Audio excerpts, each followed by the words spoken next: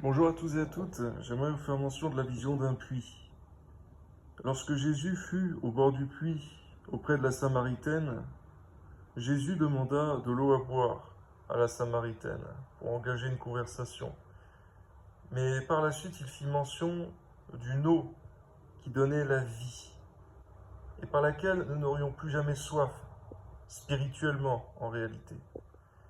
Et véritablement, lorsque il faisait mention de cette eau, la parole de Dieu écrite, la Bible, fait mention de l'Esprit qui allait être donné par le nom de Jésus, par lequel nous n'aurions plus jamais soif spirituellement.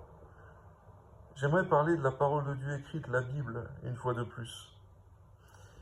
Puits de sagesse et de science profonde, celui qui sait y puiser trouve une source abondante de sagesse pour lui-même, mais également pour ceux qui l'entourent.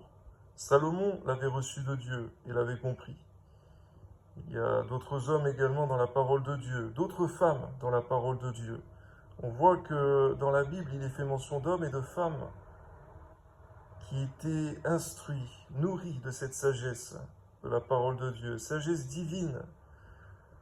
On voit que la prière de Anne, la prière de Marie, la prière d'Élisabeth, on voit que par ces prières-là, il y avait une connaissance de la parole de Dieu qui était profonde, qui était tellement bonne.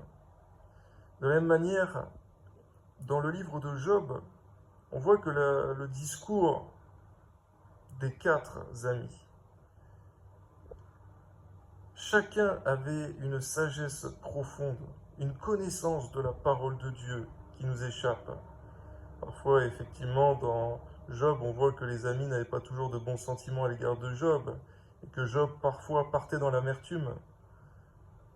Cependant, effectivement, lorsque nous avons avec nous la parole de Dieu, nous pouvons aussi faire des erreurs. Mais cependant, lorsque la parole de Dieu habite en nous, il y a une connaissance profonde des choses de Dieu que nous devons manifester en tant qu'enfants de Dieu.